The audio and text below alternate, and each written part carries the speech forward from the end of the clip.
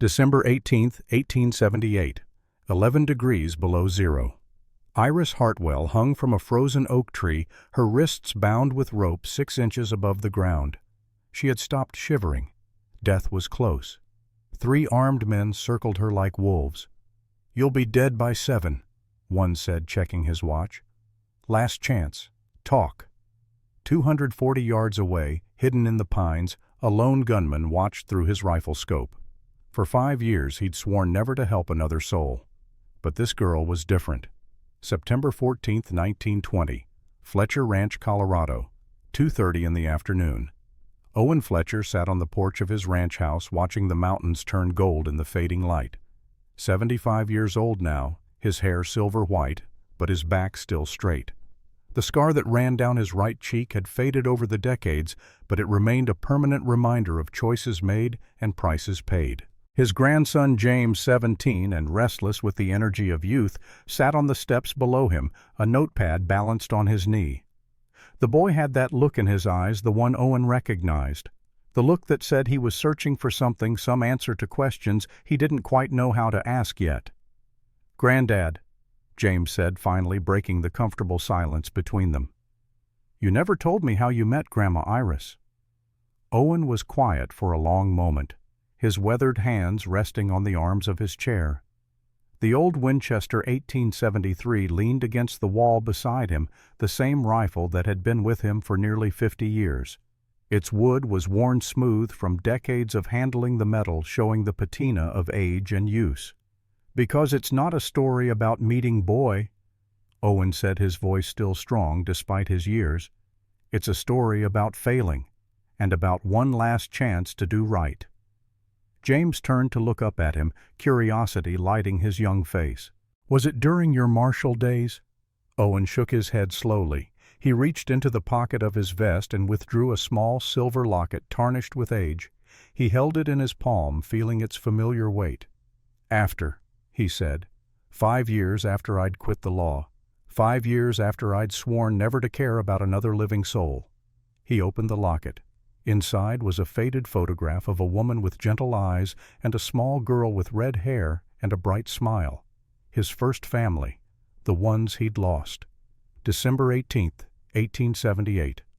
Owen continued, his voice growing distant as memory pulled him back across the decades. "That's when it started, the day I found her tied to a tree, freezing to death." He closed his eyes, and the years fell away. Winter 1878. The Colorado Rockies. December 18, 1878, 6:47 in the morning, 11 degrees below zero. The cold was absolute, the kind of cold that turned breath to ice crystals before it left your mouth, that made exposed skin burn like fire. The sun had not yet risen over the eastern peaks, leaving the world in that gray pre-dawn dimness that made everything look flat and unreal. Iris Hartwell hung from the lowest branch of an old oak tree, her wrists bound with rough hemp rope that cut into her skin. Her feet dangled 6 inches above the frozen ground, too short to reach too far to find any relief.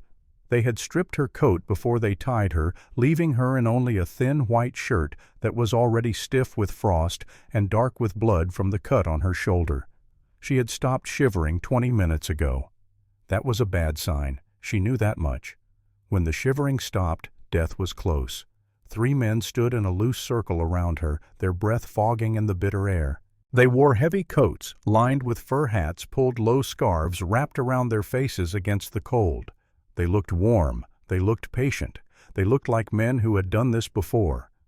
The tall one checked his pocket watch, the metal glinting in the gray light. He was 6'1", lean and hard, with the careful movements of a professional. A Sharp's rifle in .50 caliber rested across his back, and his eyes, when they looked at Iris, held neither cruelty nor mercy, just cold assessment.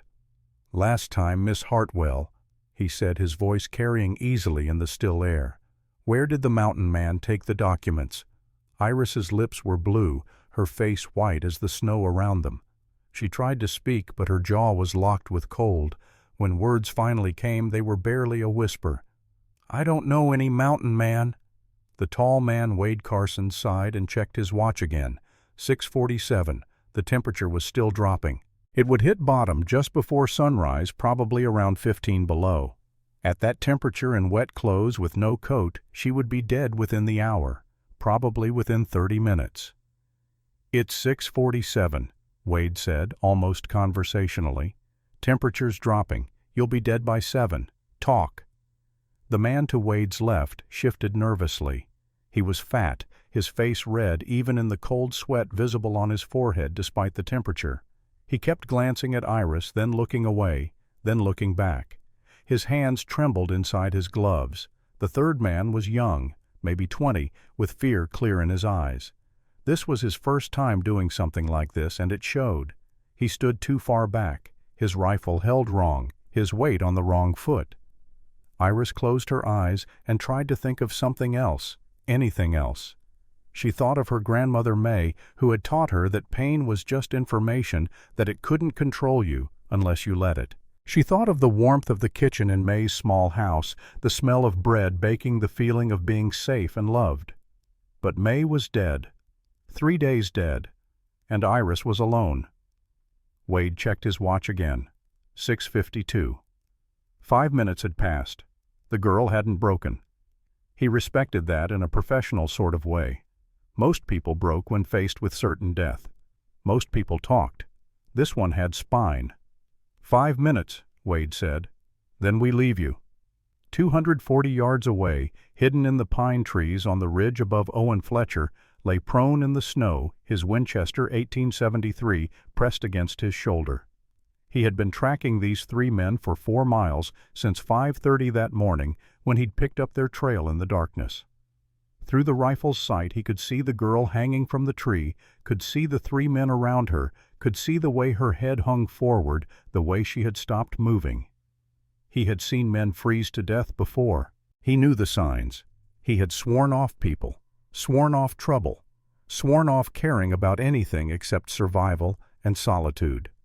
For 5 years he had lived alone on this mountain, trapping, hunting, avoiding humanity.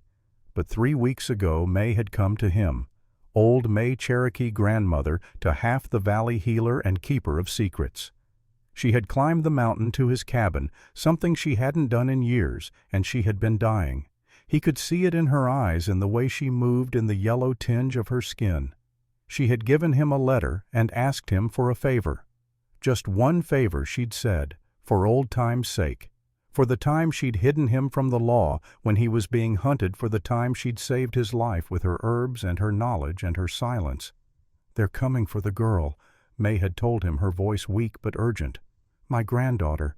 The papers prove everything, and they'll kill her for them. Please, Owen, I know you don't owe me, but she's innocent." He had tried to say no, had tried to explain that he didn't help people anymore, that he couldn't, that every time he tried to help someone, they ended up dead. But May had looked at him with those ancient eyes and said, "You're the only marshal I ever trusted. Now I'm asking the man, not the badge." And so here he was, 240 yards from 3 armed men with a civilian hostage in the line of fire, breaking his 5-year vow of solitude and silence. He checked the wind. 12 to 15 miles per hour, left to right. The cold made the air dense, which was good for accuracy. The distance was long but manageable. He had made harder shots. But there were 3 targets and 1 hostage. If he shot Wade first, the other 2 might panic and shoot the girl. If he shot one of the others first, Wade would take cover, and this would become a siege. He needed an advantage. He needed them to move, to separate, to give him angles. He waited. Patience was a hunter's greatest weapon, and Owen Fletcher had learned patience the hard way. 6:54. Wade signaled to his men. Time was up. The girl hadn't talked, which meant she either truly didn't know anything or she was tougher than he'd given her credit for. Either way, they were done here. Thomas Hartwell had paid them to make this look like an accident, a foolish girl who wandered into the woods and froze to death. "Mount up," Wade said quietly. The fat man looked relieved. The young one looked sick. Wade looked at Iris one more time. Her eyes were closed, her breathing shallow. Maybe another 10 minutes, he thought. Maybe less. "Last words?" he asked. Iris's eyes opened. They were green, he noticed. bright green like new leaves. Even now dying, there was defiance in them. "Burn in hell," she whispered. Wade almost smiled. The girl had spine right to the end. He respected that. "You got spine," he said. "Waste." The single rifle shot cracked across the frozen air like a breaking bone. Wade's hat flew off his head, the bullet passing so close he felt the wind of it against his scalp. All three men dove for cover weapons, coming up, eyes scanning the tree line. "U.S. Marshal." The voice came from the ridge, deep and carrying. "Drop your weapons." Wade pressed himself against the trunk of a pine tree, his mind racing. There were no marshals assigned to this territory. The nearest marshal office was in Fort Collins, 6 days' ride away, and marshals didn't operate alone. "Bullshit!" Wade shouted back. "Marshals don't operate alone." The second shot came immediately, bark exploding 2 inches from Wade's head splinters, cutting his cheek. The shooter was good. Very good. 200 yards at least, maybe more in this cold, and both shots had been precisely where the shooter wanted them. "Want to test that theory?" the voice called. The fat man panicked and fired blindly toward the ridge, his rifle bucking in his hands. The young one followed suit, both of them wasting ammunition on targets they couldn't see. Owen picked off the rifle from the fat man's hands with a single shot, the bullet striking the barrel and sending the weapon spinning away. The fat man yelped and clutched his stinging hands. The young one stopped firing immediately, his face going white. Wade was thinking, calculating.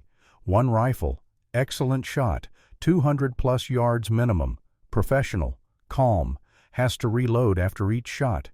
Single-shot rifle probably, Winchester maybe, or a Sharps. But one man, no matter how good, had limits. "We're leaving," Wade called to his men. "This isn't worth it."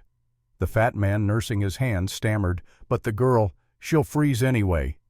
Wade cut him off. "Move." They mounted their horses and rode hard to the south, putting distance between themselves and the shooter. Wade didn't look back. A professional knew when a job had gone wrong, knew when to cut losses and retreat. Owen was already running. 240 yards in 90 seconds. His lungs burned in the cold air, his boots finding purchase on the frozen ground through pure instinct. He wasn't 20 anymore, wasn't even 30, but he could still move when he needed to. He reached the tree and cut the rope with his knife in one smooth motion.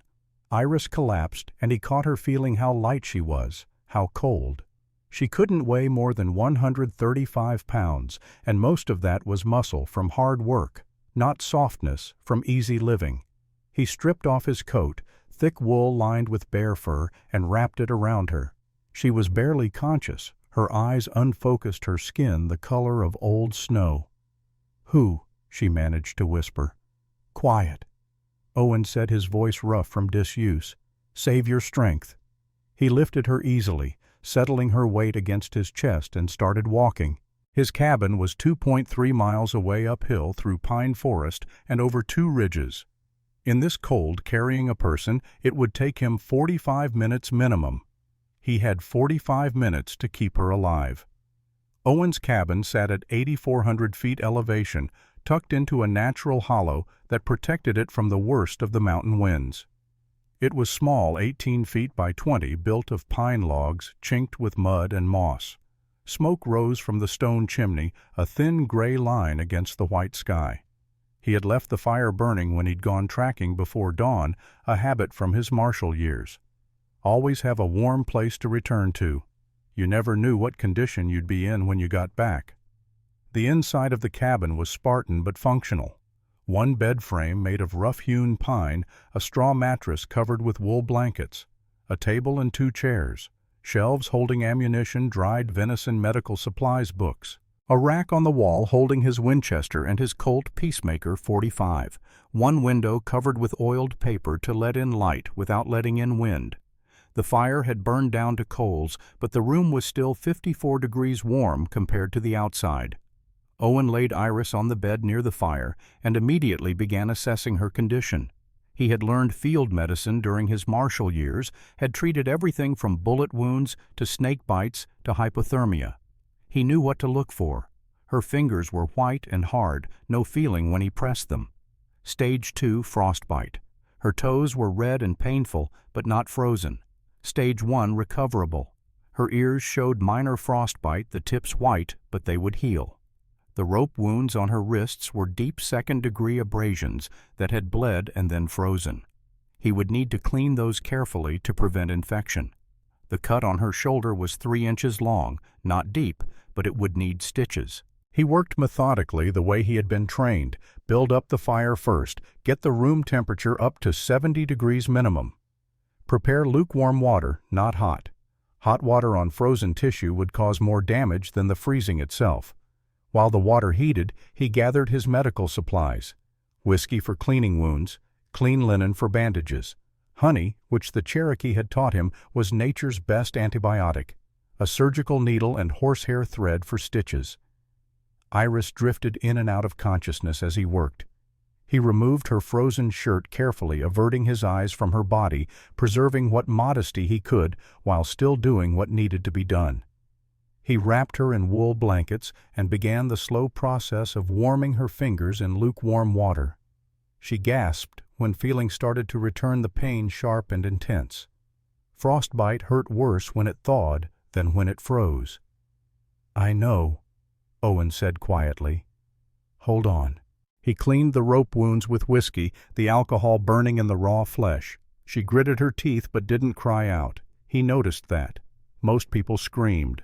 The shoulder wound needed stitches. He threaded the needle with horsehair, the traditional way, stronger than regular thread and less likely to cause infection. "This will hurt," he warned. "Everything hurts." Iris managed to say, her voice stronger now that warmth was returning to her body. He was gentle, his hands steady, placing each stitch with the precision of long practice. 4 stitches neat and even, pulling the wound closed without puckering the skin. "You're gentle," Iris said, watching him work. "For a mountain man." "Hold still." "They called you Marshall." "Was. Not anymore." "Why help me?" Owen paused, needle halfway through the 4th stitch. May asked. Iris's eyes filled with tears, the first emotion she had shown. "She's dead. 3 days ago. I'm sorry." The tears spilled over, running down her cheeks. But she didn't sob, didn't break down, just let the tears fall in silence while Owen finished the stitching. When he was done, he bandaged her wrists and shoulder with clean linen and honey, then wrapped her back up in the blankets. He handed her a cup of willow bark tea, hot and bitter, a natural pain reliever. "Drink. It'll help." She sipped, made a face at the taste, but kept drinking. "Grieve later," Owen said, his voice not unkind. "Live first." She looked at him, then really looked at him. Seeing past the rough exterior, the mountain man clothes the weathered face to something underneath, something that understood grief. "Your bedside manner needs work," she said, and there was the ghost of humor in her voice. Owen almost smiled. "You're still alive to complain. I'll take that as success." Evening settled over the mountains, the temperature dropping to 8 degrees outside, but inside the cabin the fire kept the cold at bay. Owen cooked venison stew in an iron pot hanging over the flames, the smell filling the small space. Iris sat up now, wrapped in blankets, watching him move. He was tall, she noticed, 6'2" at least, broad-shouldered from years of physical labor. His hair was dark brown with threads of silver starting at the temples, even though he looked no older than 33 or 34. His hands were scarred and calloused, but they moved with economy and purpose. No wasted motion, everything deliberate. The scar on his right cheek was old, long-healed. A knife wound, she thought, or maybe a bullet graze. His eyes were what struck her most, brown, almost amber in the firelight, and deeply sad. These were eyes that had seen loss, that had looked at death and recognized it. "You knew my grandmother," Iris said. Owen nodded, stirring the stew. "She patched me up once, 1873, gunshot wound in the side." "You were hunting someone." "Being hunted. She hid me for 3 weeks, taught me about herbs plants, never asked questions." He ladled stew into 2 tin bowls and handed her one. Simple food, but hot and nourishing. Venison potatoes, wild onions, salt but no spices. They ate in silence for a while. Then Owen spoke again. When May sent word last month she was dying, I visited. She talked about you." Iris looked up, surprised. "I'm surprised she mentioned me. My family pretends I don't exist. She said you were the only one with spine in that whole house." Iris gave a bitter laugh. "Spine gets you tied to trees, apparently." Owen set down his bowl and looked at her directly. "Why were those men after you?" Iris took a breath and began to explain. About May's death 3 days ago. About the Bible May had left her with papers hidden inside. Names, numbers, land plots. Information Iris didn't understand but recognized as important. "I thought I should show Father," Iris said. "Ask what they meant. He's a land developer. I thought he could help." "Your father is Thomas Hartwell," Owen said, and it wasn't a question. "You know him. Reputation. Land developer. Friends with Judge Blackstone." Iris nodded. "Then you understand. I thought Father could help. But when I showed him the papers—" She closed her eyes, remembering. December 16th, 1878. The Hartwell Mansion in Denver. 8 o'clock in the evening. The house was everything Owen's cabin was not. Large, ostentatious, filled with expensive furniture and thick carpets and crystal chandeliers. A house designed to impress, to intimidate, to announce wealth and status. Iris had entered her father's study carrying May's Bible, nervous but hopeful. Surely her father would know what to do with the information. Surely he would help. Thomas Hartwell sat behind his massive oak desk, a glass of brandy in his hand. Judge Henry Blackstone sat across from him, 64 years old, drunk as always, a cigar smoldering in the ashtray beside him. "Father," Iris had said, "I need to ask about these papers. Gran left them for me, and I don't understand what they mean." Thomas looked up and saw the papers in her hand. His face went white, actually white, all the blood draining away. He stood so fast his chair fell over backward. "Where did you get those?" "Gran left them. In her Bible. She said—" Thomas crossed the room in 3 strides and snatched the papers from her hand. His fingers were shaking as he looked through them page after page, his face going from white to red. "Father, what's wrong?" He slapped her, hard, across the face with his full strength. Iris fell, hitting the floor, her cheek burning, her ears ringing. Judge Blackstone stood up, alarmed. "Thomas, the girl—" "She's seen the names," Thomas said, his voice shaking. "All of them." Blackstone's face went pale to match Thomas's. "Then she can't leave this house." Thomas grabbed Iris by the arm and hauled her to her feet. His grip was bruising, painful. "Who did you show these to? Who did you tell?" "No one. I came straight to you." "Liar." He shook her. "Who else has copies?" "There are no copies. These are the only ones." But Thomas didn't believe her. Or maybe he did and just didn't care. He called for servants, gave orders in a cold, clipped voice. "Lock her in the cellar. No food, no water. I'll deal with her later." They had dragged her down to the cellar, a cold stone room beneath the house where wine and preserves were stored. They locked the door and left her in darkness. She stayed there for 2 days. No food, no water. Just cold and darkness and fear. On the 3rd day, Wade Carson came. Back in the cabin, Iris opened her eyes. Owen was watching her, waiting. "I was in the cellar for 2 days," she said. "Then Wade Carson came. Father had hired him. They questioned me about copies, about who I'd told. I swore I'd told no one." "How did you escape?" Owen asked. "I didn't. Father had them take me out to the woods, make it look like I wandered off and froze, an accident." Her voice was flat, emotionless. "He was going to let me die and call it natural causes." Owen's jaw tightened. "Cold-blooded. He's done worse. May tried to tell people about his land deals. A week later she got sick. The doctor said natural causes." "You think your father poisoned her?" "I know he did. May was healthy until she threatened to go to the federal marshals." Owen was silent for a long moment. Then he said, "It's my turn now."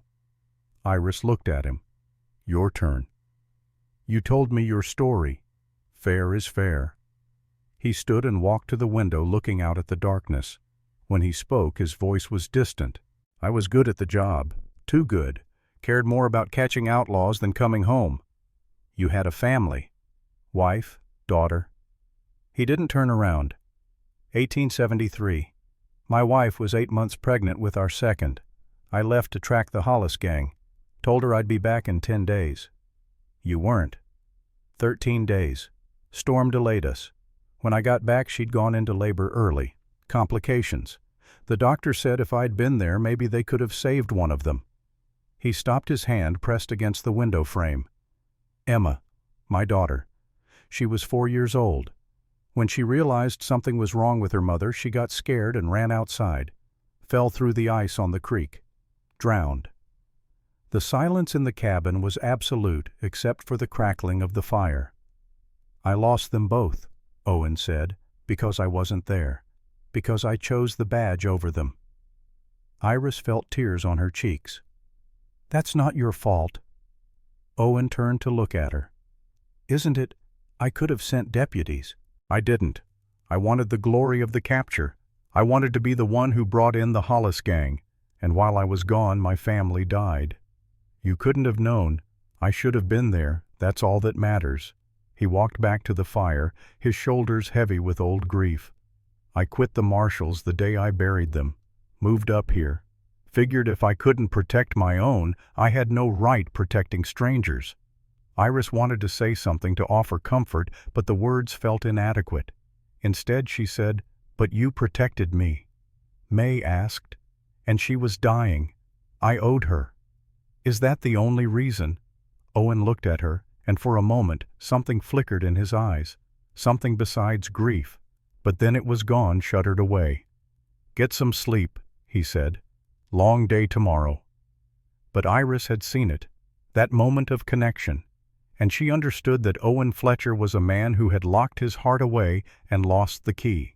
Whether she could help him find it again, she didn't know, but she was alive to try. That was enough for now. 3:42 in the morning.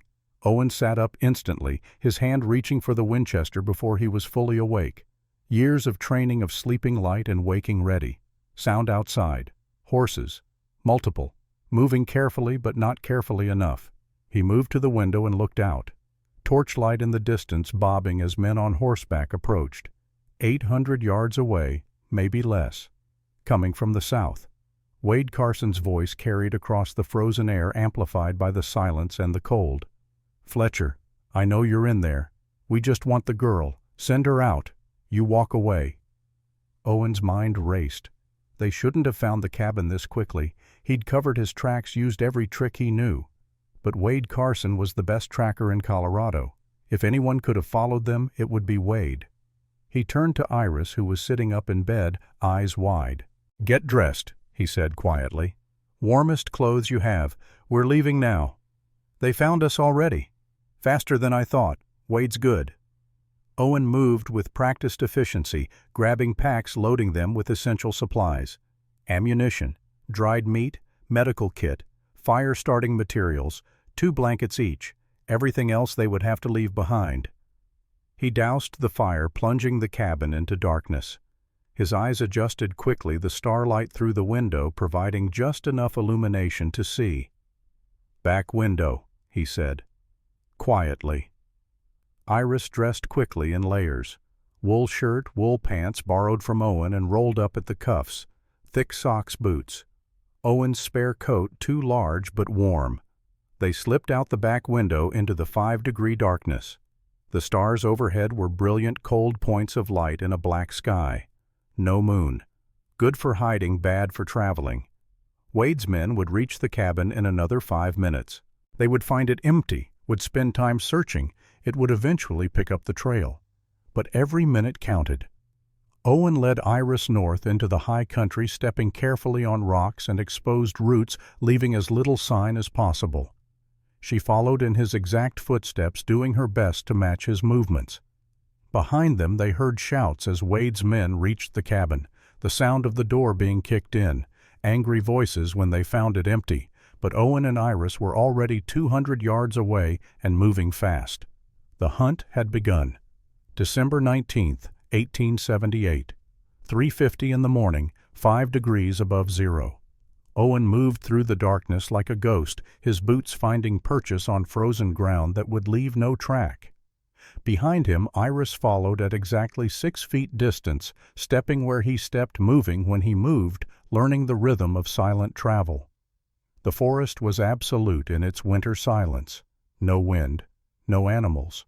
Just the soft crunch of their boots on occasional patches of snow and the sound of their breath steaming in the frigid air. Owen used every technique he had learned in 20 years of tracking and being tracked. He stepped on rocks when possible, their surfaces too hard to show boot prints. He broke small branches at wrong angles, creating false trails that would lead pursuers in circles. Twice he doubled back on their own path, then split off at right angles, creating confusion in the sign. They crossed a narrow stream, the water running fast enough not to freeze cold enough to numb feet in seconds. The crossing broke any scent trail dogs might follow, though Owen doubted Wade would use dogs in this cold. Too hard to keep them working effectively below 10 degrees. 2 hours of careful movement brought them 3.8 miles from the cabin. Not fast, but fast wasn't the goal. Invisible was the goal. 6:15. The sky showed the first gray hints of approaching dawn. Owen found a boulder outcrop that provided shelter on 3 sides and signaled for a rest. Iris sank down gratefully, her breath coming hard. She was in good shape from years of physical labor, but this was different. This was survival movement, every muscle engaged, every sense alert. Owen pulled out a small brass telescope, an old cavalry model, and scanned their back trail. Nothing visible yet. Wade would wait for full daylight before tracking. Trying to follow sign in darkness was a good way to lose the trail completely. That gave them maybe 2 hours lead. Maybe. He handed Iris a piece of jerky. "Eat. Keep your strength up." She took it, chewing slowly. The jerky was tough, salty, but it was protein and her body needed it. "Do you see them?" she asked quietly. "Not yet. Wade will wait for daylight to track. Gives us maybe 2 hours lead." "Is that enough?" Owen looked at her, his face unreadable in the dim light. "No." She appreciated his honesty even as it frightened her. Owen pointed to a ridge in the distance, barely visible against the lightening sky. "See that ridge?" "Yes." "We'll be there by noon. From there we can see them coming from 3 directions. And the 4th. Cliff. 400-foot drop." Comforting. Owen handed her a canteen. "Drink. Small sips. We need to make this water last." While she drank, Owen's mind went back across the years to his training. He had spent 3 years learning tracking from the best scouts in the Colorado Territory. Apache methods, Cheyenne techniques lessons bought with experience and sometimes with blood. The key to being prey wasn't speed, it was thinking like prey.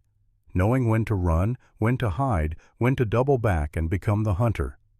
Wade was good, maybe the best tracker Owen had ever encountered besides himself. But Wade had learned from the same teachers Owen had. That meant Owen knew his patterns, knew how he thought, knew what he would look for. It was an advantage, small but real. They resumed moving as full dawn broke over the eastern peaks. The terrain grew steeper, rockier, harder to traverse but easier to hide tracks. Owen chose the difficult path deliberately. Wade would expect that. 7:22 in the morning. The cabin sat empty and cold, the door hanging open where Wade's men had kicked it in. Wade Carson stood in the center of the single room studying the scene with the careful attention of a professional tracker. 4 men stood with him, stamping their feet against the cold, eager to get moving, to do something besides stand around. Pike was 30-something, mean-faced and stupid, the kind of man who solved problems with violence because he lacked the imagination for anything else. He held a shotgun, 12-gauge, both barrels loaded. Donovan was older, maybe 40, with the bearing of an ex-Army man. Professional, competent, not particularly cruel, but not particularly merciful either. He carried a Henry rifle and knew how to use it.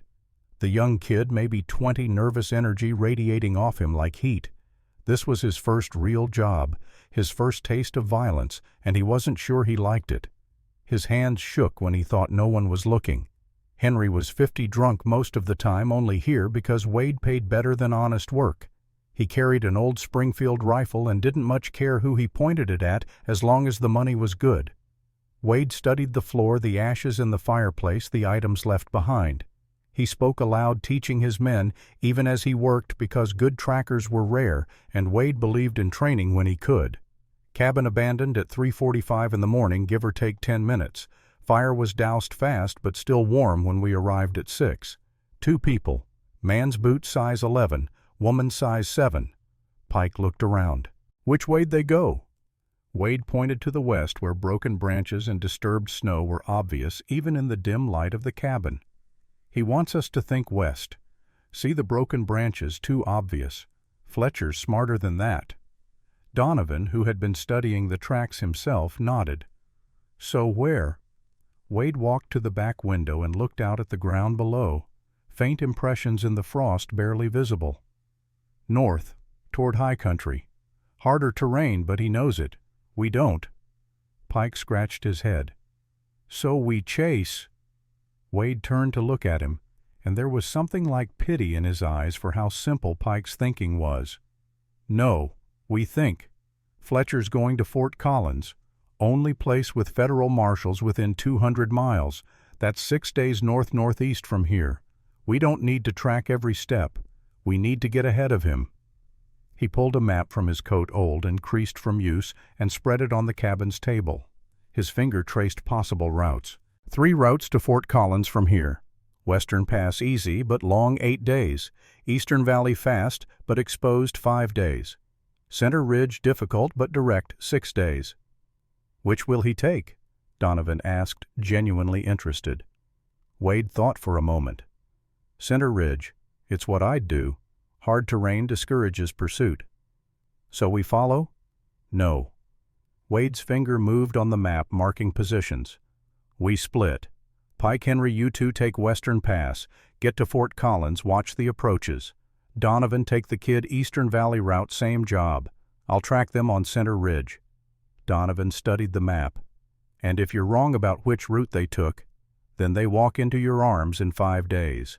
Either way, they don't reach Fort Collins alive. Wade folded the map. Thomas Hartwell is paying us $500. I don't intend to disappoint him. After the others left, Wade stayed in the cabin alone for a few minutes. He was a tracker, yes, but he was also a reader of people. A cabin told stories if you knew how to listen. The medical supplies were organized with military precision. The books on the shelf were worn but well cared for. Plutarch, Marcus Aurelius. The meditations, not the reading material of a simple mountain man. The rifle maintenance kit was professional grade, everything clean and in its place.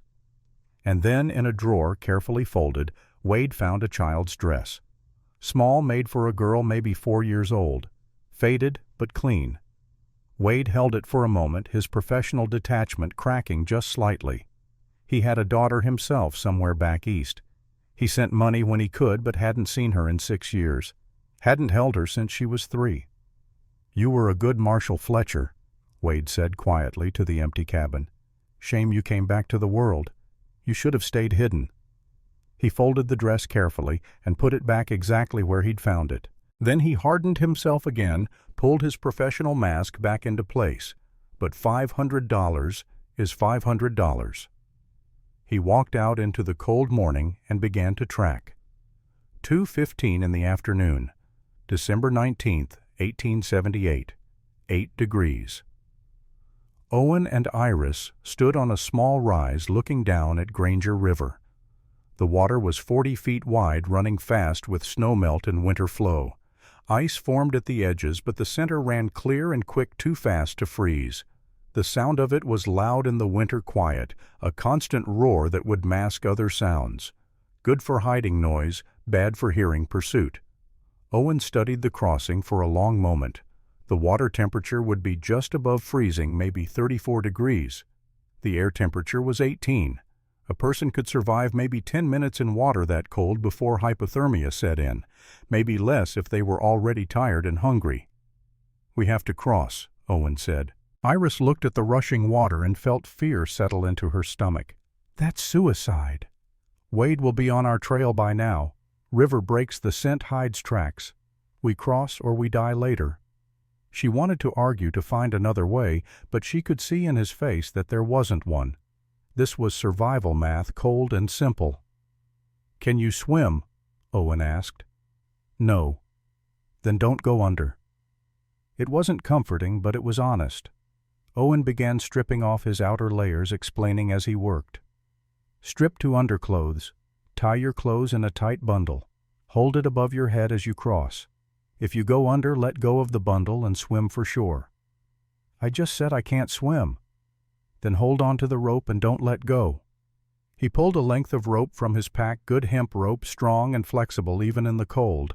He tied one end around his waist and handed the other end to Iris. "Stay behind me. I'll break the current. If I fall, the rope will pull you too. Cut it if you have to and save yourself." Iris looked at the knife he offered her.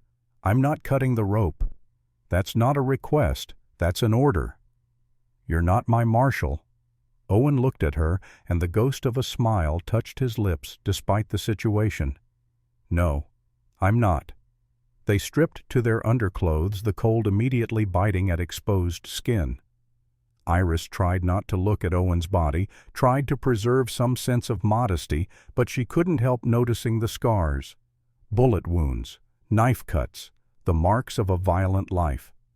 Owen tied their clothes into tight bundles wrapped in oilcloth to keep them dry. Then he stepped into the water. The cold was immediate and absolute. Not like cold air, which you could endure, but cold that drove into your bones, that made your muscles seize, that stopped your breath in your chest. Owen gasped despite himself, then forced his breathing under control. He had been in cold water before. He knew the shock would pass in 30 seconds if he kept moving. He took another step. The water was 2 feet deep here, the current pulling hard at his legs. The rocks underfoot were slippery with algae and ice treacherous. Behind him, Iris stepped into the water and made a sound somewhere between a gasp and a scream. The cold was beyond anything she had experienced, beyond anything she had imagined possible. "Keep moving," Owen called back. "Don't stop. If you stop, you die." She forced her legs to move, to take another step, then another. The current pulled at her, trying to sweep her downstream. The rope around her waist was the only thing that felt solid, real. Halfway across. 3.5 feet deep now, chest high on Iris. The current was strongest here, the water moving at 8 miles per hour, pulling relentlessly. Owen's foot found a loose rock. It shifted under his weight. He tried to compensate, but the current was too strong. His legs went out from under him, and he went down. The water closed over his head, cold and dark. The current grabbed him and pulled him downstream. He felt the rope go taut as Iris took his weight. She should cut the rope. That was the smart play. Save herself. But Iris didn't cut the rope. She braced her feet against 2 rocks, gripped the rope with both hands, and pulled. Every muscle in her body screamed. The cold made her weak, made her clumsy, but she pulled anyway. Owen's head broke the surface 10 feet downstream. He gasped for air, got water instead, coughed and gasped again. His hands found the rope, and he pulled himself back to her. For a moment they stood together in the middle of the freezing river, both gasping, both shaking the current, trying its best to kill them. "Why didn't you cut it?" Owen managed to say. "Shut up and move," Iris said through chattering teeth. They made the final push together, reaching the far shore and collapsing on the frozen bank. The air temperature was 18 degrees, but it felt warm compared to the water. They lay there for maybe 30 seconds, which was 29 seconds too long. Hypothermia would kill them in minutes if they didn't act. Owen tried to get his hands working, tried to untie the bundle of dry clothes, but his fingers wouldn't obey. They were too cold, too numb, shaking too badly. Iris took over. Her hands were smaller, colder but steadier somehow. She untied the bundles and pulled out dry clothes. "Get dressed," she said. "Now." They dressed with fumbling fingers, putting on layers of wool and fur. It wasn't enough. They needed heat. "Fire," Owen said, his teeth chattering so hard he could barely speak. "Need fire." But his hands were shaking too much. He couldn't strike. The flint couldn't hold the steel steady. Iris remembered what he had taught her. Wax paper for tinder, pine needles for kindling. Strike the flint at an angle, catch the spark in the tinder. Her hands shook, but she forced them to work. Strike. Miss. Strike again. A spark caught. She blew gently, carefully nursing the tiny flame. The tinder caught. She added pine needles, then small twigs, then larger pieces. The fire grew. Owen moved closer to it, his whole body shaking. He had seen hypothermia before, had treated it, knew the stages. He was in stage 1, maybe early stage 2. Dangerous but survivable if he could get warm. Iris wrapped them both in the single dry blanket they had, sharing body heat, because that was survival, not romance. She could feel him shaking against her, could feel the cold radiating off his skin. They sat like that for 20 minutes, letting the fire drive the cold from their bones. Slowly, gradually, the shaking subsided. Feeling returned to fingers and toes, painful but welcome. "You could have died," Iris said quietly. Owen looked at the fire. "But didn't. Because I didn't cut the rope. You should have." "Why? So you could die heroically alone?" She turned to look at him. "That's selfish." Owen met her eyes, surprised. "Selfish? You want to punish yourself for your family. Dying doesn't fix that. Living does." He had no answer for that. She was right, and he knew it. His hand went to his pocket, touching the shape of the letter there. The letter from Abigail, 5 years old, carried every day since her death. He didn't pull it out, but Iris noticed the gesture. She didn't ask. Not yet. 7:40 in the evening. They made camp on a ridge at 9,200 feet elevation. The sky was clear, stars beginning to appear brilliant and cold. Clear nights meant colder temperatures. It would drop below 0 before morning. Owen had shot a squirrel earlier with his .22 caliber pistol, quiet enough not to carry far. It wasn't much meat, but it was protein, and it was warm. They sat close to their small fire, hidden in a depression between rocks, so the smoke would disperse, eating roasted squirrel and feeling exhaustion settle into their bones. "Tell me about your daughter," Iris said. Owen stiffened. "Why?" "Because you never say her name. My grandmother taught me that grief you don't speak owns you." He was quiet for a long time. The fire crackled. Somewhere in the distance an owl called. "Emma," Owen said finally. "Her name was Emma Rose Fletcher." "How old was she?" 4 years, 2 months, 8 days. The precision of it showed he had counted every moment. "She had red hair like her mother, laughed at everything, birds, clouds her own feet. Everything was magic to her." "She sounds wonderful." She was. Owen's voice was rough. "And I wasn't there when she needed me. You were doing your job. My job was to be her father first, Marshall second. I got it backwards." Iris shifted closer, the blanket wrapped around both of them. "I understand guilt. When May was dying, I wanted to run, get away from my family, start over somewhere new, but she begged me to stay until the end, said she needed me."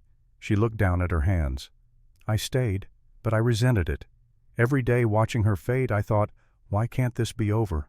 And then it was, and I hated myself for wishing it." "That's not the same," Owen said. "Isn't it? We both chose wrong when it mattered. You stayed. That's choosing right. But I thought wrong." Owen turned to look at her fully. "Thoughts aren't sins. Actions are." They sat in silence for a while, both lost in their own memories. Then Iris asked, "The papers May left. Did you read them?" "Briefly. Land titles, names, payments. I'm not a lawyer, but it looks like fraud." 47 families, Iris said. "May had names of every family that lost land to my father and Judge Blackstone. Dates, amounts, forged signatures." "Why did May have all this?" "She was the judge's housekeeper for 15 years before my mother married father. May cleaned his office, saw the papers, started copying them secretly. But she was Cherokee. In 1878, who would believe a Cherokee woman over a white judge?" Owen's face hardened. "No one. So she waited, gathered evidence. Then when she got sick, when she knew she was dying, she gave them to me. Told me to find someone trustworthy." She sent you to me. Her letter said you were the only honest marshal she ever knew. I'm not a marshal anymore. But you're honest. Owen thought about that. I try. Then help me finish what May started. Get these papers to Fort Collins. Let the federal court handle it. And then what? Where will you go? Iris looked at the fire. I haven't had a home in 10 years. I'll figure something out. Owen wanted to say something, wanted to offer her a place, a home, a future. But it was too soon, too uncertain. They might both be dead in 3 days. The wind picked up, dropping the temperature to 4 degrees. Iris shivered despite the blanket. Come here, Owen said. What? He opened his coat. Body heat. Survival. She hesitated, then moved closer. He wrapped the coat around both of them, his body heat mixing with hers in the small space.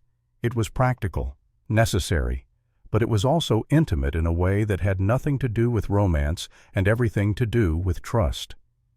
You smell like pine and smoke, Iris said quietly. You smell like river water and fear. She laughed softly. Romantic. Honest. They sat like that as the stars wheeled overhead, as the temperature dropped, as exhaustion finally overcame caution. Iris's head settled against Owen's shoulder. His chin rested on top of her head. Owen, she said, half asleep. Yeah. If we die tomorrow, I want you to know I'm glad it was you who found me. Owen looked down at her, at this woman who had survived freezing and pursuit and river crossings without breaking, who had saved his life when she could have saved herself. We're not dying tomorrow, he said. But if we do, we won't. She looked up at him. Their faces were inches apart. The moment hung between them, fragile and real. Owen kissed her, gentle, brief, then pulled back. Get some sleep, he said. Iris smiled. That's all, for now. December 20th, 1878, 11:30 in the morning. Owen and Iris moved through dense pine forest, their breath fogging in the cold air. The sun was bright but provided little warmth. Temperature hovered around 20 degrees. The crack of the rifle shot split the silence like breaking ice. Tree bark exploded 6 inches from Owen's head, splinters flying. He grabbed Iris and pulled her down as a second shot hit a rock near her feet. Run! Owen shouted. They sprinted through the trees, weaving, using trunks for cover. The shooter was good. Very good firing from long range with accuracy that spoke of professional skill. Wade Carson reloaded his Sharps .50 caliber rifle. 650 yards. Not an easy shot, especially in this cold, but he had hit close twice. The third shot would count. Owen and Iris reached a boulder field and dove behind cover. For a moment, silence. Then Wade's voice carrying across the distance. Fletcher. You're good, but not that good. I found you. Owen pressed his back against a boulder, breathing hard. He had known Wade would catch up eventually, had hoped it would take longer, but Wade Carson didn't become the best tracker in Colorado by being slow. Stay low, Owen told Iris. He risked a look around the boulder. Wade was up on a ridge maybe 700 yards now, with high ground and a rifle that was effective to 800 yards. Owen's Winchester was good to 400 on a good day. They were outgunned and outmaneuvered. I don't want to kill you, Fletcher, Wade called. Just the girl. Walk away. Owen pulled back behind cover. Not happening. Why, you don't even know her. I know enough. Wade's voice again, closer now. The man was moving, trying to flank them. $500, Fletcher. That's what Hartwell's paying. I'll split it with you. $250 each. Just walk away. Iris looked at Owen, fear in her eyes. You could. Save yourself. No. Why not? You owe me nothing. Owen met her gaze. Yes, I do. I owe you the chance I didn't give my own family. To be there when it matters. The tactical situation was bad. Wade had them pinned with superior position and superior firepower. They couldn't run because open ground meant death. They couldn't stay because Wade would work his way around to a killing angle. They couldn't fight because they were outgunned. Can you shoot? Owen asked. No. Learn fast. He handed her his Colt .45. On my signal, fire 3 shots in Wade's direction. Don't aim, just shoot loud, then run north through those trees. Don't stop." "What about you?" "I'm going to circle around, come at him from the side." "That's suicide." Owen looked at her hard. "It's the only way." He explained the timing. "Count to 60, then shoot and run. Don't look back." He slipped away, moving low and fast, using every scrap of cover. Iris counted her hands, shaking the pistol heavy and unfamiliar. 60 seconds. She stood, pointed the pistol roughly toward where Wade's voice had come from, and fired 3 times. The recoil shocked her, the noise deafening, but she held on and pulled the trigger 3 times. Then she ran. Wade saw movement, swung his rifle, fired. The bullet hit a tree 2 feet from Iris's head. She kept running, zigzagging like Owen had taught her. Wade cursed and reloaded. The Sharps was single shot, powerful but slow. By the time he had the next round chambered, the girl was in the trees. Then a shot came from a completely different direction. Owen 200 yards to Wade's left, firing from cover. The bullet hit Wade's rifle stock, cracking the wood, making the weapon buck in his hands. Wade spun dove for cover behind a fallen tree. He had underestimated Fletcher. The man hadn't panicked, hadn't made the obvious play. He'd used the girl as a distraction and flanked. Professional recognized professional. "Impressive, Fletcher," Wade called out. "You haven't lost your touch. Neither have you. But I'm not the one protecting a civilian." Wade was right. This could go on until dark, and then it became a waiting game that Owen couldn't win. He had to protect Iris, had to keep moving toward Fort Collins. Wade just had to slow them down until reinforcements arrived or they made a mistake. Then Wade said something that changed everything. "Fletcher, real talk, I tracked you for 2 days. You're the best I've ever chased, better than the Apache scouts, better than anyone." Owen didn't respond, trying to locate Wade's exact position by voice. "Which is why I'm offering one more time. Take $300 and walk away. I'll tell Hartwell you died too. You and the girl disappear. Everyone wins." Owen made his decision, except the 47 families who lost their land. Silence from Wade's position. Then, what families? The ones Hartwell and Blackstone stole from. That's why he wants her dead. She has proof. Another silence, longer this time. Proof of what? Land fraud. 5 years of forged titles. Theft. Your employer isn't just a land developer, he's a criminal. Wade crouched behind his cover, his mind racing. Hartwell had told him the girl was a runaway, hysterical, dangerous. Had said she'd stolen family documents and needed to be stopped before she hurt herself or others. Hartwell had lied.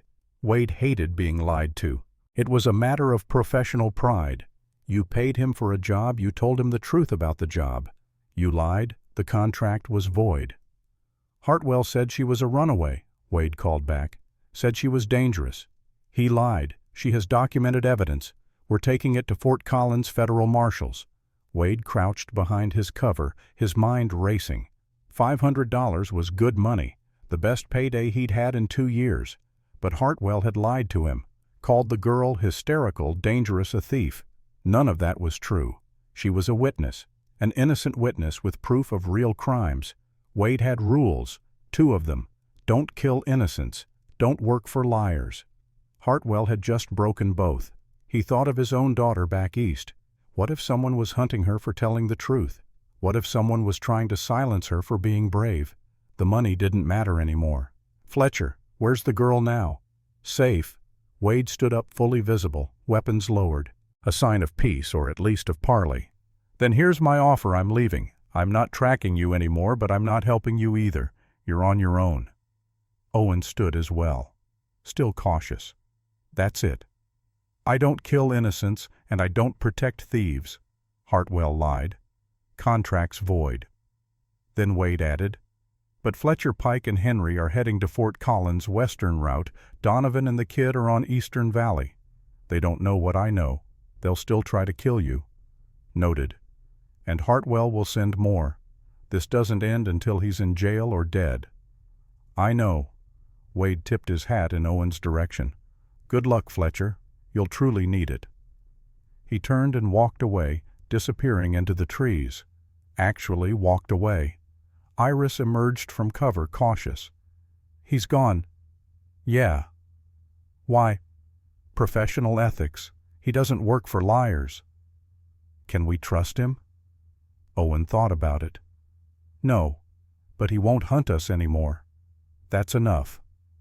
6:15 in the evening. A new camp hidden in a ravine that provided shelter from wind and concealment from searching eyes. Fire, food, exhaustion settling into their bones like cold. Iris watched Owen across the flames. He had saved her life multiple times now, had risked himself again and again. But there was a distance in him, a wall she couldn't quite get past.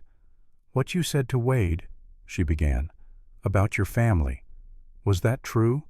Is that why you're helping me?" Owen looked up. "Partly." "What's the other part?" He hesitated.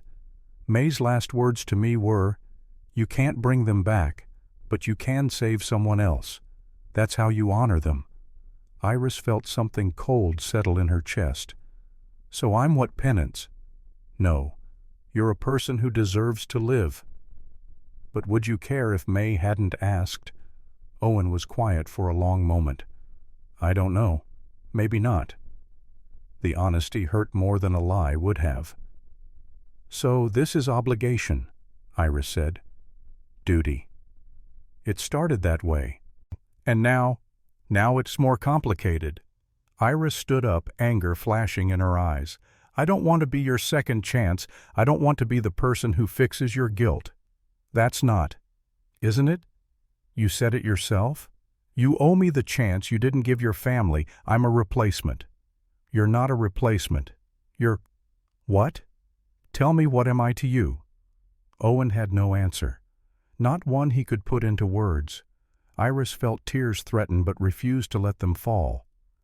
"I thought maybe you actually cared. Not about May's debt, not about your guilt.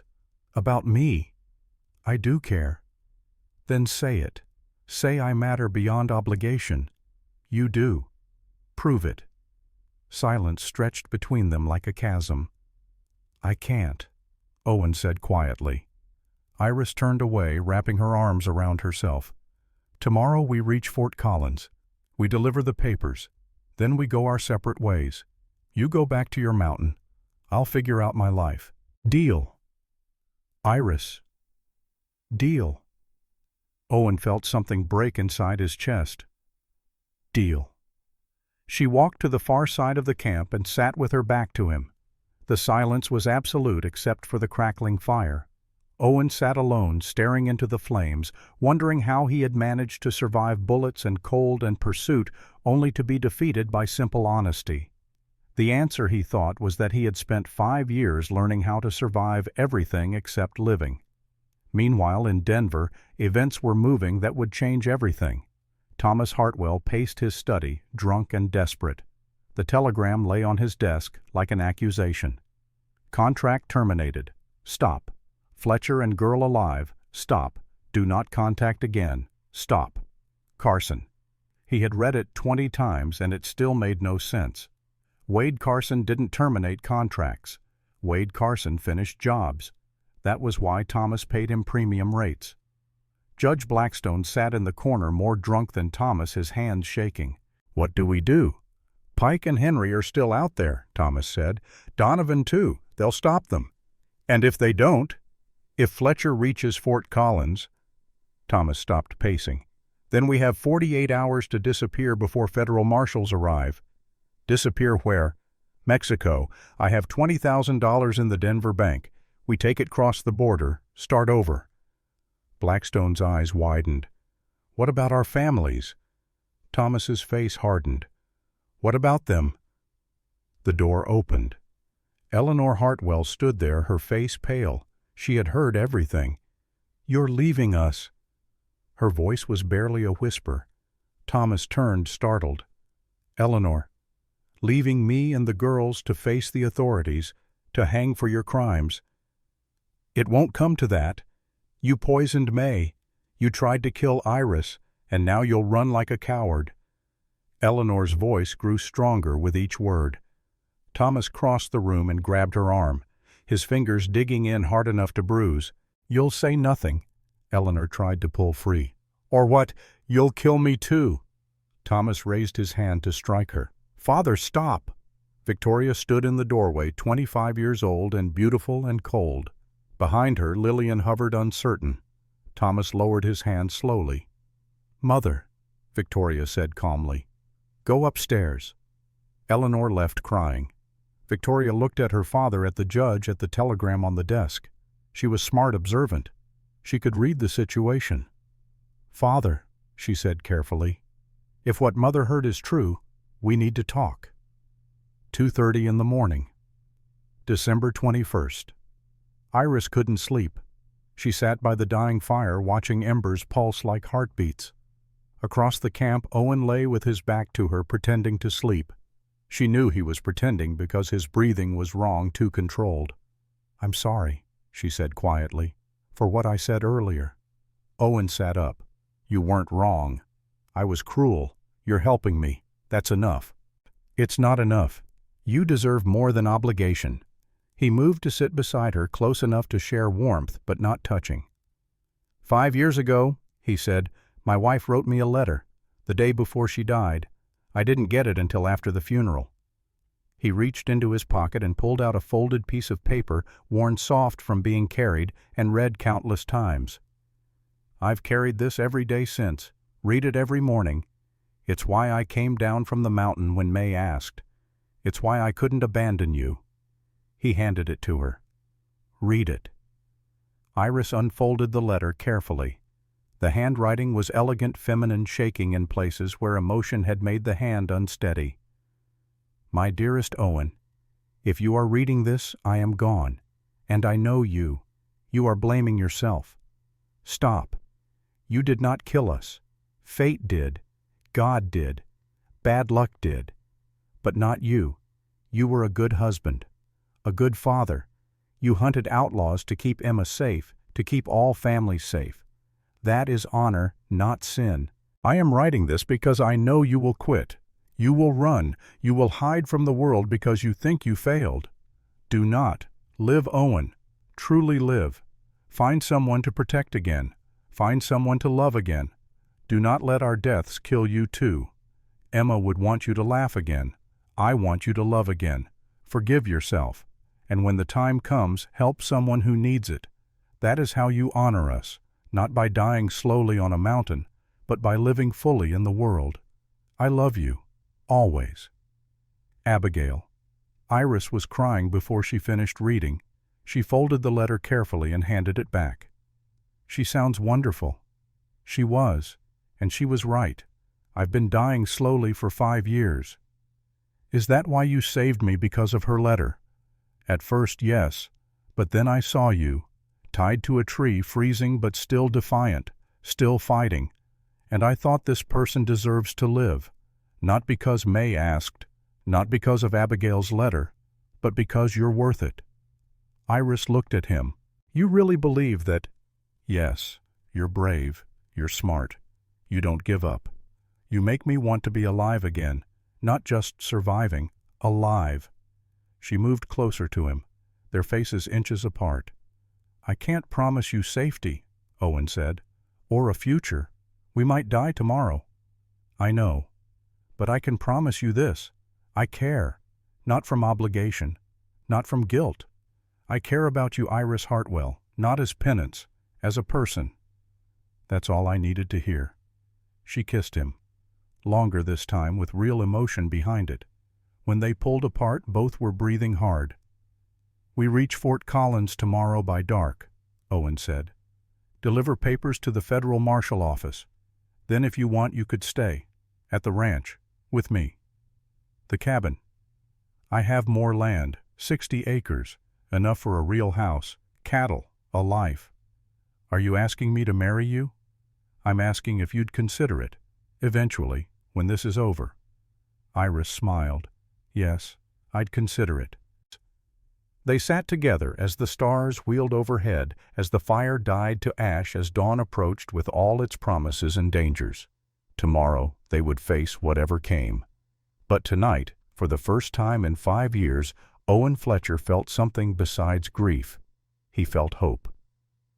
December 21st, 1878, 3:45 in the afternoon.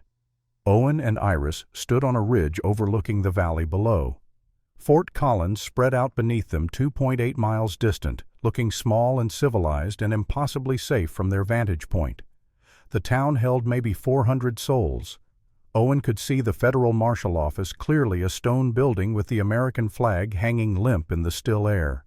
Telegraph office next to it. 2 saloons, a general store, a hotel with fresh paint. Smoke rose from chimneys in thin gray lines. Safety. So close, Owen could almost taste it. But something was wrong. "What is it?" Iris asked, seeing the tension in his shoulders. "Too quiet. No activity on the North Road." Owen pulled out his brass telescope and scanned the approaches. Pike and Henry should have reached town yesterday if they took the western route. Maybe they gave up? Maybe. Owen moved the telescope slowly, methodically checking every approach to town. Or maybe they're waiting. He found them. North Road, 2 men on horses positioned where they could watch anyone approaching from the mountains. Pike's bulky form was unmistakable even at this distance. Henry beside him, probably already drunk despite the early hour. East Trail, 1 man at the river crossing. Donovan, professional and patient, his rifle across his saddle. The south route was clear, but it meant crossing 2 miles of open plain with no cover, a shooting gallery for anyone watching. "They're covering every approach," Owen said quietly. "Waiting for us." Iris felt fear settle cold in her stomach. "What do we do?" Owen studied the terrain, calculating angles and distances and risks. "We wait for dark. Come in from the south after sunset, less visible. And if they're watching the south too, then we deal with it." They found shelter in a cluster of rocks and settled in to wait. 4 hours until sunset. 4 hours of cold and tension, and knowing that the next few hours would determine whether they lived or died. 8:15 in the evening. Full dark. Temperature 12 degrees. Owen and Iris moved across the open ground toward Fort Collins, staying low, moving in rushes from one slight depression to another. The town lights ahead looked warm and welcoming, deadly if they were being watched. They were halfway across when Pike stepped out from a hidden position in a shallow ditch. He had been lying in wait for hours, patient as a spider, and now his patience paid off. "Got 'em," Pike's voice carried across the frozen ground. "They're here." He raised his shotgun. Owen shoved Iris hard to the left and dove right as both barrels roared. Buckshot sprayed the ground where they had been standing a heartbeat before. Owen came up firing his Winchester, barking 3 times. Pike went down, hit center mass, and didn't move again. But Pike's shout had done its work. Henry appeared from the north, riding hard, his rifle up. Donovan came from the east, moving with professional calm, taking up a position that gave him clear lines of fire. Owen and Iris were pinned in open ground with 3 enemies and 90 yards to the nearest cover, a general store at the edge of town. "When I say run," Owen told Iris, "you run straight for that building. Don't stop. Don't look back." "What about you?" "I'll be right behind you." He stood and fired rapidly, not aiming carefully but laying down suppressive fire, forcing the enemies to take cover, to duck, to hesitate. "Run!" Iris sprinted. 90 yards never felt so long. Every step she expected a bullet in the back, expected to feel the impact and the pain and the darkness. Henry fired at her and missed, his aim ruined by alcohol and poor light. Owen put a round through Henry's shoulder, and the man dropped his rifle with a scream, wheeling his horse away. Donovan fired at Owen. The bullet caught him in the left arm, a graze, but painful blood immediately soaking through his coat. Owen kept moving, diving behind a water trough, returning fire. Iris reached the building and pressed herself against the wall, gasping for breath. Donovan called out from his position. "Fletcher, you're hit. I saw blood." Owen pressed his hand against the wound. It was bleeding, but not arterially. Painful, but survivable. Flesh wound. "You can't win. Give up the girl. I'll let you live." "Pass." Then we wait. You'll bleed out in an hour." Donovan was right. Owen could feel the blood running down his arm, warm and wet. He needed to end this fast. Then new gunfire erupted from an unexpected direction. A rifle shot from a rooftop in town. The bullet hit the ground 2 feet from Donovan's position, kicking up dirt. Wade Carson stood on the roof of the general store, his Sharps rifle at his shoulder. "Donovan, stand down!" Donovan's head snapped up in shock. "Carson, what the hell are you doing?" "Contract's off. Hartwell lied, girl's innocent." "I don't care. $500 is $500. Wade fired again, closer this time. "Not anymore. I'm testifying against Hartwell. Girl has evidence. You kill her. You hang for murder." Donovan was no fool. He could read a situation. Wade Carson on a rooftop with a long rifle changed the tactical picture completely. And if Wade was willing to testify, willing to burn Hartwell, then the job had gone from simple bounty work to potential murder charges. Donovan lowered his rifle. "You're serious?" "Dead serious. Federal marshals are coming tomorrow. Town doctors treating the wounded. You want to be here when the law arrives?" Donovan thought for maybe 5 seconds. Then he turned his horse and rode away at a gallop, disappearing into the darkness. Henry was already gone, bleeding and frightened. Pike was dead.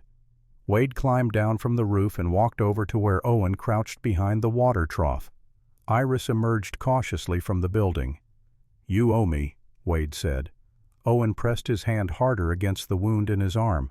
"Why did you help?" "Professional curiosity. Wanted to see if you'd make it." Wade shrugged. "Plus, I don't like being lied to. Hartwell's finished." "Just like that." "Just like that. Now get to the doctor. That arm needs stitches." Wade tipped his hat to both of them and walked away into the darkness, his boots crunching on frozen ground. Then he was gone, swallowed by shadow. Iris helped Owen to his feet. "Can we trust him?" "No, but he won't hunt us anymore." Owen swayed slightly, blood loss making him dizzy. "That's enough." 9:30 in the evening. Federal Marshal Office. Marshal James Crawford sat behind a scarred wooden desk that had seen 20 years of service. He was 50-something, gray-haired, with the weathered face of a man who had spent most of his life outdoors in all weather. His eyes were sharp and clear despite his age. Owen sat across from him, his left arm freshly stitched and bandaged by the town doctor. Iris sat beside him. May's papers spread across the desk between them. Crawford read in silence for 20 minutes. He was thorough-checking dates, cross-referencing names, making notes on a separate piece of paper. His expression grew grimmer with each page. Finally, he sat back and looked at them both. "This is extensive. 47 families, 5 years, over $200,000 in fraud." Iris leaned forward. "Can you arrest them?" "I can. I will. But I need your testimony, both of you. Formal deposition tonight. Trial in Denver 3 weeks from now." "We'll testify," Owen said. Crawford studied Owen for a long moment. "You're Owen Fletcher. Used to be a marshal out of the Denver office." "Was. I quit 5 years ago." "I remember why. Your family. I'm sorry for your loss." Crawford's voice was genuine. "But your record was exemplary. We could use you back. The offer's open if you want it." "I'm retired." "Retired at 33, waste of talent." Owen glanced at Iris. "I have other plans." Crawford followed his gaze and understood. "I see. Well, the offer stands if you change your mind." He stood and walked to a large map on the wall marked with territorial boundaries and martial jurisdictions. "I'm sending telegrams to Denver tonight. Arrest warrants for Thomas Hartwell and Judge Henry Blackstone. Attempted murder, conspiracy, land fraud." "How long until they're arrested?" Iris asked. Crawford pulled out his pocket watch. "Telegram arrives in Denver by midnight. Federal marshals there will move at dawn. If Hartwell and Blackstone are home, they'll be in custody by noon tomorrow. And if they run, then we hunt them, but they won't get far. Mexico border is 8 days' ride, and we'll have every marshal between here and there watching for them." Over the next 2 hours, Crawford took detailed depositions. Iris recounted finding the papers, showing them to her father, the imprisonment, the attempt on her life. Owen described the rescue, the pursuit, Wade's involvement, the attacks. Crawford wrote it all down in careful script, asking questions, clarifying details, building a case that would stand up in federal court. At midnight, he sent the telegrams. Owen and Iris watched through the window as the telegraph operator tapped out the message in Morse code, each click carrying their testimony across hundreds of miles of wire. Crawford offered them rooms at the hotel paid for by the federal government, clean beds, hot baths, real food, luxuries after days of running and hiding and freezing. As they left the office, Crawford called after them. "You should know if Hartwell and Blackstone are convicted, the land will be returned to the rightful owners. Those 47 families will get their property back. What you're doing here, it matters." Iris nodded, feeling something tight in her chest loosen slightly. May's years of secret record-keeping hadn't been in vain. December 22nd, 1878. 6 in the morning. The response telegram arrived just after dawn. Hartwell and Blackstone fled. Stop, last seen, heading south. Stop, pursuing, stop. Crawford showed it to Owen and Iris over breakfast at the hotel. "They ran," Crawford said. "Cowards." Owen studied the telegram. "Will you catch them?" "If they're smart, they're already in Mexico. If not, we'll have them within a week. I've sent descriptions and warrants to every marshal station between here and the border." Iris felt something she hadn't expected. Not satisfaction or relief, but sadness. Her father was a criminal and a murderer, but he was still her father. Some part of her had hoped he might stay and face justice with dignity. "There's one more thing," Iris said quietly. "My grandmother's death. I believe my father poisoned her to keep her quiet about the land fraud." Crawford's expression hardened. "Do you have proof?" "No, just timing. She was healthy, then she threatened to expose him, then she suddenly got sick and died. Without proof, I can't add murder charges. But if we catch him, if he talks, sometimes men confess when they've lost everything else." Crawford folded the telegram and put it in his pocket. "You're both free to go. Trial's in 3 weeks, January 12th. Be in Denver by then. In the meantime, stay safe.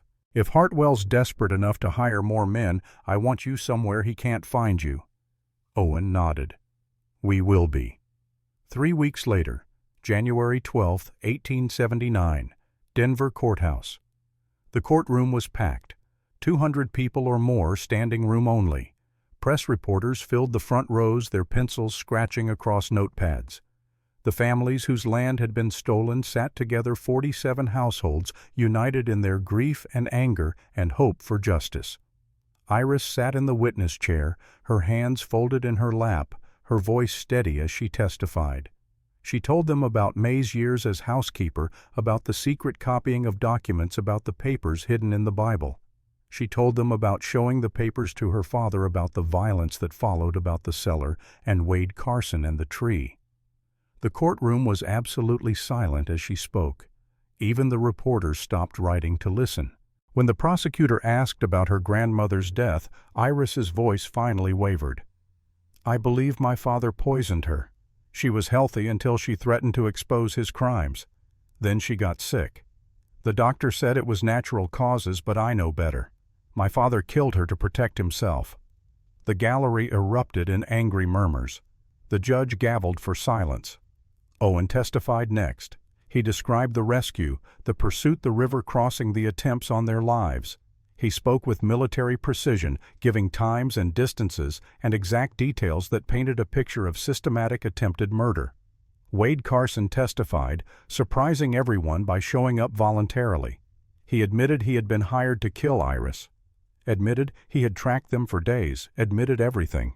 "But when I learned Hartwell had lied to me," Wade said, his voice carrying clearly through the courtroom, "when I learned the girl was innocent and the documents were proof of real crimes, I terminated my contract. I don't kill innocents." The defense attorney tried to discredit him. "You're a hired killer testifying to save yourself from prosecution." Wade looked at the attorney with cold eyes. "I'm a tracker. Sometimes that tracking ends in death. But I have rules. I don't kill innocents. I don't work for liars.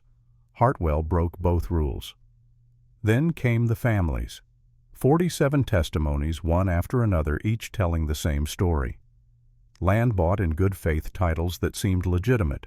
Then sudden evictions, when Judge Blackstone declared the titles forged and awarded the land to Thomas Hartwell for resale. Life savings lost. Homes destroyed. Children left hungry. By the end of the second day of testimony, there wasn't a dry eye in the courtroom. Thomas Hartwell sat at the defense table sweating despite the cool January air. He had been captured in Santa Fe, New Mexico, just miles from the Mexican border. 3 weeks of running had aged him 10 years. His face was gray, his hands shaking, his expensive suit rumpled and stained. Judge Blackstone was dead. Heart attack during the capture attempt. Some said it was fear. Some said it was guilt. Either way, he had escaped earthly justice. The trial lasted 3 days. The verdict took the jury 40 minutes. The judge, a federal appointee from Washington, read the verdict in a voice that carried to every corner of the packed courtroom. Thomas Hartwell, you have been found guilty on 47 counts of land fraud, 3 counts of attempted murder, and 1 count of conspiracy. You are hereby sentenced to hang by the neck until dead. Sentence to be carried out February 1st, 1879.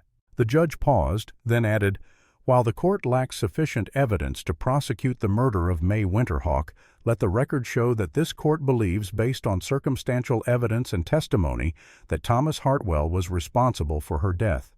May God have mercy on his soul for all his crimes proven and suspected. The courtroom erupted. Families crying with relief. Reporters scrambling for the doors to file their stories. Thomas Hartwell screaming as bailiffs dragged him from the courtroom. Iris. His voice cut through the noise. You destroyed your own family. You're dead to me. Iris stood, her voice calm and clear. I was dead to you long before this. Now you'll know how it feels. Outside the courthouse, Eleanor Hartwell waited with Victoria and Lillian. They stood apart from the celebrating families, isolated in their shame and loss. Eleanor approached Iris slowly, her face drawn and tired. You've destroyed us. We have nothing. She paused, then added quietly, but perhaps we deserved it. I knew what he was. I knew, and I said nothing. Iris met her mother's eyes without flinching. You have yourselves. That's more than I ever had from you. Victoria stepped forward, and there was something different in her face, something like understanding, or maybe regret. Father killed May, didn't he? Iris nodded. Yes, I suspected, but I was too afraid to ask. Victoria looked down. I'm sorry, Iris, for how we treated you. You deserved better. Yes, I did. Can you forgive us? Iris thought about that for a long moment, about the years of cruelty, the casual dismissals, the constant message that she was worthless, about the coldness and the emptiness and the loneliness. I don't know yet, she said finally, but I'm willing to try. Someday. Eleanor reached out as if to touch Iris, then let her hand fall. What will you do now? Live. Something I should have been allowed to do all along. Iris turned and walked away. Owen waited at the bottom of the courthouse steps, his hat in his hands. They walked together into the Denver afternoon, leaving the Hartwell family behind. February 1880, Fletcher Ranch, 1 year later. The house stood 2 stories tall, built of pine logs, chinked with good mortar, with real glass windows that caught the afternoon sun and threw it back in brilliant flashes. It sat on a small rise overlooking a valley where 60 head of cattle grazed on winter grass. Owen had built it himself over the summer and fall, with help from Jacob Mills and 4 hired hands. Every board placed with care, every nail driven true. A house meant to last, meant to hold a family. Iris stood in the schoolhouse, a smaller building 50 yards from the main house. 15 children sat at rough wooden desks, ages ranging from 6 to 14. Children of the ranch workers, children of neighboring homesteaders, all learning to read and write and cipher. Mrs. Fletcher? A young girl raised her hand. "Why do you teach us for free?" Iris looked up from the slate board where she had been writing arithmetic problems. "Because knowledge is freedom, Sarah, and no one should be denied freedom." The girl nodded satisfied and bent back over her work. Through the window, Iris could see Owen working with Jacob Mills, the two of them framing out a new barn. Even from this distance, she could see the easy rhythm of their work, the way they moved together after months of partnership. Jacob was 60 now, walking with a slight limp from an old gunshot wound, but his hands were still steady and his friendship was solid. He had been Owen's partner during the Marshall years, had stood beside him through good times and bad. "You seem happy, Owen," Jacob said, pausing to wipe sweat from his forehead despite the February chill. Owen hammered another nail home, the sound sharp in the clear air. "I am. Thought you'd sworn off caring about people." "I was wrong. Caring is what makes life worth living." Jacob smiled. Abigail would be proud. Owen looked toward the house, toward the school where Iris taught, toward the life they had built together over the past year. "I think so too." Evening. The sun settled toward the western peaks, painting the sky orange and purple and gold. Owen and Iris sat on the porch of their house watching the light fade. Iris's hand rested on her belly, visibly swollen with 6 months of pregnancy. "She's kicking," Iris said, smiling. Owen placed his hand beside hers, feeling the small movements beneath the skin. "Active, like her mother." "You think it's a girl?" "Hope so. Want to name her Emma after my daughter." Iris felt tears prick her eyes. "You'd want that?" "I'd be honored." Owen's voice was thick with emotion. "Emma Rose Fletcher. A new beginning." They sat in comfortable silence for a while, watching the cattle settle for the night, watching smoke rise from the workers' cabins, watching their world prepare for darkness. "Owen," Iris said quietly. "I never asked. Why did my father hate me so much? I know my mother had Cherokee blood, but there was more, wasn't there?" Owen had been waiting for this question for months. He had promised May he would tell Iris the truth when she was ready. He thought she was ready now. "I found out during the trial. Your mother Eleanor, she wasn't Thomas's first choice. He was engaged to another woman, May's daughter, your real mother." Iris turned to look at him, shock clear on her face. "May was my grandmother through my real mother." "Yes. Your mother's name was Grace. She died giving birth to you. Eleanor was her cousin. Thomas married her to raise you, but every time he looked at you, he saw the woman he had truly loved, the one he lost. He resented you for surviving when she didn't." Iris absorbed this, tears running down her cheeks. "All this time I reminded him of my real mother.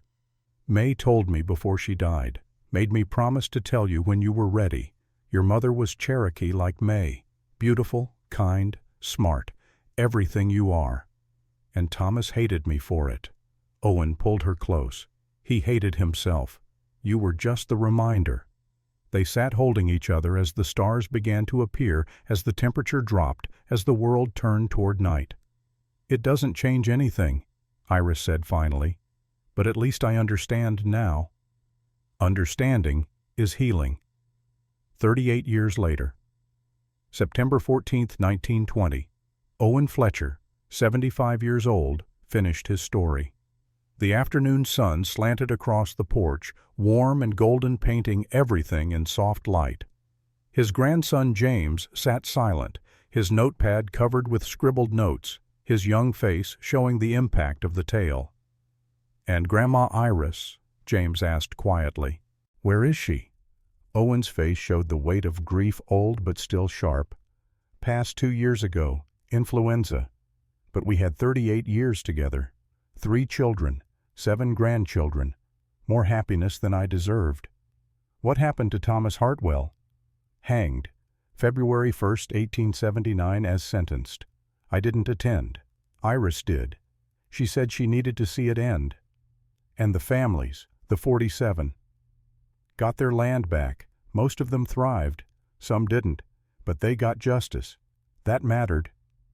James was quiet for a moment, then asked the question Owen had been waiting for. "Why are you telling me this now, Granddad?" Owen looked at his grandson, seeing himself at 17, young and full of certainty and unaware of how quickly life could change. Because you're 17, same age I was when I decided to become a marshal. You'll make choices soon, big ones. And I want you to know it's never too late to do the right thing, even if you failed before, even if you've lost everything. You mean like you failing your first family? Exactly. I failed Emma and Abigail. But I didn't let that failure define my whole life. I found Iris, built a new family, helped 47 families get justice. That's redemption, not forgetting the past, but not letting it kill your future. James looked down at his notes at the story spread across the pages. What should I do with my life? Owen stood slowly, his joints stiff with age, and picked up the old Winchester 1873. The same rifle that had been with him for nearly 50 years. He held it out to James. Whatever makes you feel alive, not just surviving, alive. Find someone worth protecting, something worth fighting for. And when you fail, and you will fail, get back up. That's all any of us can do. James took the rifle, feeling its weight, its history. Owen looked out at the ranch, at the mountains beyond, at the life he had built from the ashes of his grief. Workers moved between buildings. Children played in the yard. Smoke rose from chimneys, life continuing generation after generation. They sent her to me as a joke, Owen said quietly. The unwanted daughter, the burden. Your grandmother's family thought they were punishing both of us. He smiled, and there was something peaceful in his weathered face.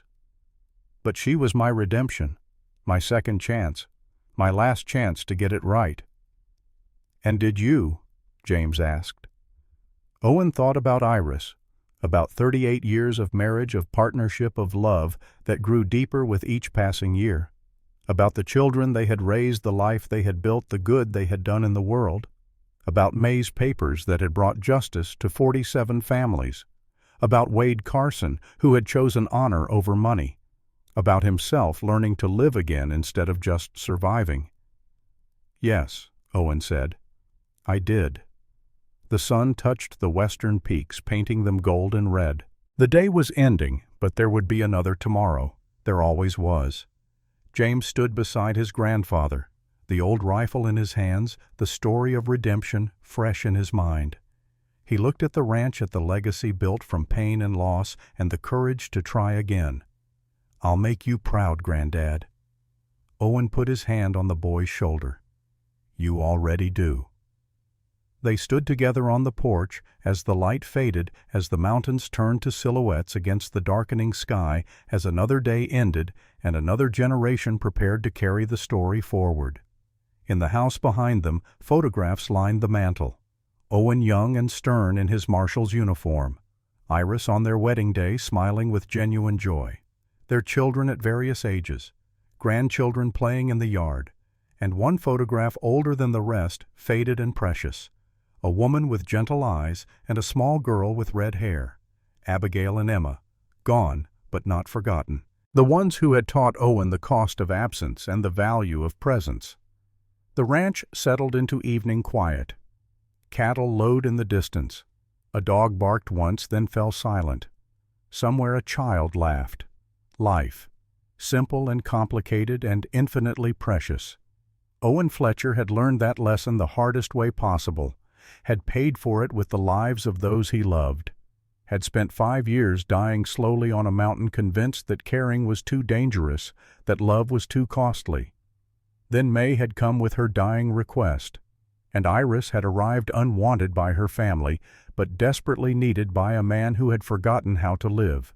They had saved each other, not in some romantic fairy tale way, but in the hard daily work of choosing to care, choosing to try, choosing to believe that tomorrow could be better than yesterday.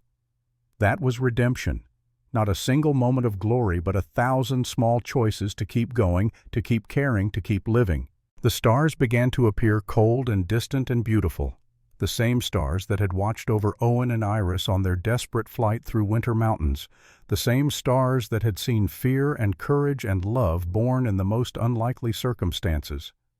Owen thought about the letter Abigail had written, about her final gift to him, the permission to live again, to love again, to be fully human instead of just surviving. He had honored that gift, had found someone to protect in Iris, had found someone to love, had built a life that mattered, that helped others, that left the world a little better than he had found it. That was enough. More than enough. As darkness settled over the Fletcher ranch, as the temperature dropped and the fire inside the house crackled warm and welcoming, Owen Fletcher felt something he had not felt in 5 long years on that lonely mountain. He felt peace. The unwanted daughter had become the beloved wife. The broken marshal had become whole again. The mountain man had come down from his isolation and rejoined the human race. And 47 families had gotten justice because 2 damaged people had found the courage to care about something beyond their own pain. That was the story Owen Fletcher told his grandson on a September afternoon in 1920. That was the legacy he left behind when he died 2 years later at 77 in his sleep with his children and grandchildren around him. That was the truth that James Fletcher carried forward into his own life, making his own choices, facing his own failures, finding his own redemption. Because that is what humans do. We fail, we grieve, we break. And if we are lucky, if we are brave enough, we find someone who helps us remember how to live again. We find our Iris in the wilderness. We find our last chance at redemption. And we take it.